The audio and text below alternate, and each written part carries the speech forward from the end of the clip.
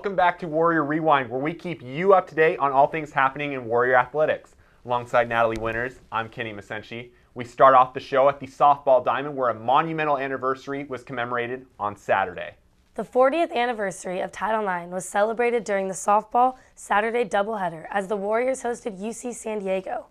Warrior women athletes from the past were on hand to pay tribute to the passage of Title IX, which enabled women to have equal opportunities as men in collegiate sports. Numerous All-Americans and Hall of Famers were in attendance, as well as Donna Pierce, who was Stanislaus' first softball coach, and Martha Morin, who was the first Warriors volleyball coach. On the diamond, the Warriors softball team was unable to come away with a victory in their four-game set against the Tritons of UC San Diego. Stanislaus has their last homestand of the season this weekend as they host Cal State East Bay on Friday and Saturday, with Friday's doubleheader starting at 1. Live stats for all four games are available at warriorathletics.com. The Stanislaus baseball team went 1-3 as they faced off against Sonoma State last weekend.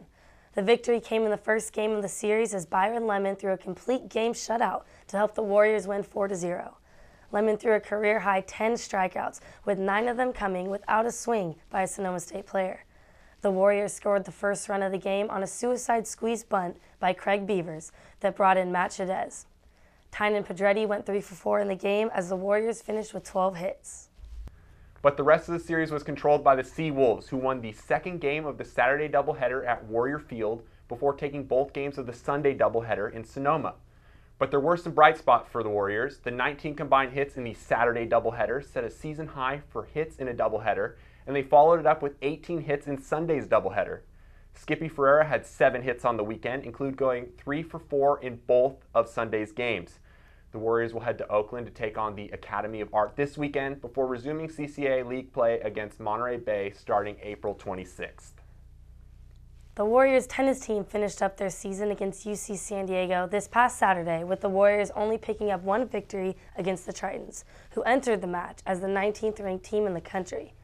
Davina Meza picked up the lone match victory as she won her #1 singles match 6-4 and 6-2. Meza finished the season with a 15-7 overall record and 10-4 in singles matches, including victories in 7 out of her last 10 matches. The Warriors track team shined under the lights at the Chico State Twilight Invitational this past weekend. Caleb Montecalvo led 3 Warrior pole vaulters who finished in the top 4 at the meet.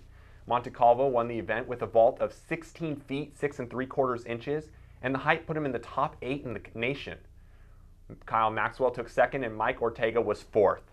Channing Wilson finished 3rd in the javelin throw with a throw of 142 feet 10 inches and is now in the top 12 in the country in the event.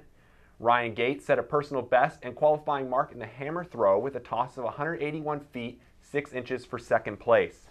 Other Warrior victories were Josh Ucalifi in the shot put and Shavariana Ryan in the 400 meters.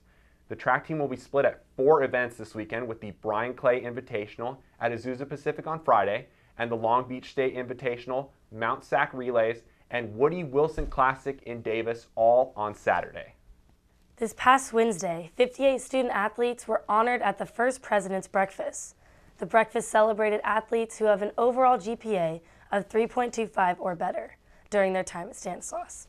President Joseph Shealy, Athletic Director Mike Matoso, and Faculty Athletic Representative John Mayer were on hand to emphasize the NCAA Division II message of life in the balance. Students were invited to bring a faculty member that has helped them along the way. Congrats to all those students. Very impressive. And that concludes this week's show. For Natalie, Jerry, and Kenny, I'm Natalie. See you next week.